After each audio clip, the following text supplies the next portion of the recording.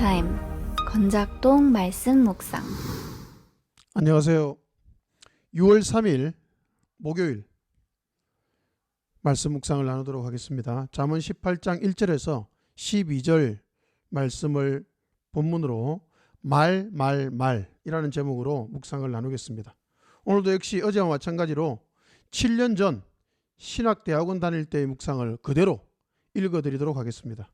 첫 번째, 나의 말입니다. 말과 말하는 사람은 불가분의 관계다. 말은 말하는 사람 자신이다.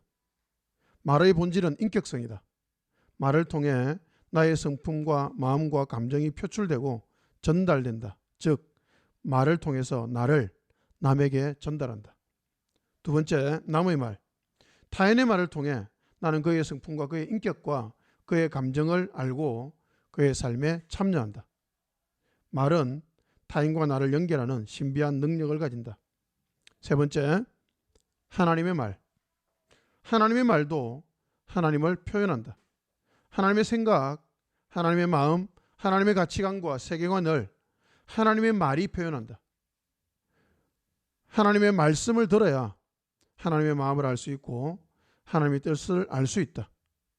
그런데 이 시대에 하나님의 말씀은 어떻게 들을 수 있을까? 하나님의 말은 성경이다. 하나님의 말씀을 통하여 하나님의 마음을 듣고 하나님의 생각을 듣는다. 하나님의 말씀인 성경을 통하여 하나님을 듣게 된다. 그래서 성경은 단순한 책 이상이다. 연구에서 무언가를 배우는 다른 책들과 성경은 같은 면이 있지만 그 본질에 있어서는 전혀 다르다. 성경은 하나님의 말이다. 그래서 성경을 읽고 묵상하는 것은 하나님의 말을 듣기 위한 행위다. 성경을 읽고 묵상하는 것은 듣기 위한 읽기, 듣기 위한 묵상이다. 성경을 통해 하나님의 음성을 듣고 하나님의 마음을 듣고 하나님의 감정을 듣고 하나님의 뜻을 듣는다. 그래서 나는 말씀을 읽고 묵상하는 것에 삶을 걸려고 한다. 하나님의 음성을 듣고 하나님의 마음을 듣고 하나님의 생각과 가치관을 들어야만 신자다운 삶이 가능하기 때문이다. 네 번째, 하나님의 말의 영향력. 하나님의 말인 성경을 멀리하는 사람은 미련한 사람이 된다. 미련한 말을 쏟아낼 수밖에 없다. 그래서 결국 그는 매를 불러들인다. 잠언 18장 6절, 미련한 자의 입술은 다툼을 일으키고 그의 입은 매를 자청하느니라.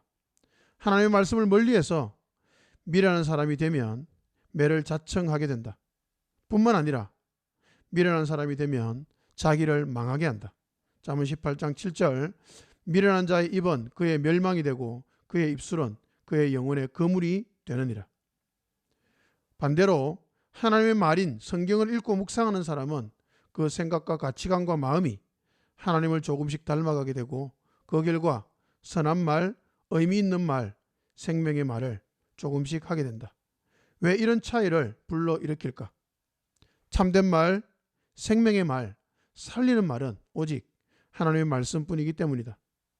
태초에 있었던 참된 말이 주의 말씀이었기 때문이고 그 말씀이 생명이 되었기 때문이다. 요한복음 1장 1절, 태초에 말씀이 계시니라. 이 말씀이 하나님과 함께 계셨으니 이 말씀은 곧 하나님이시니라. 태초에 있었던 하나님의 말씀, 생명이 되시는 하나님의 말씀을 읽고 묵상하여 나의 입에서 생명의 말이 나오는 복된 인생이 되기를 간절히 소망한다. 아멘.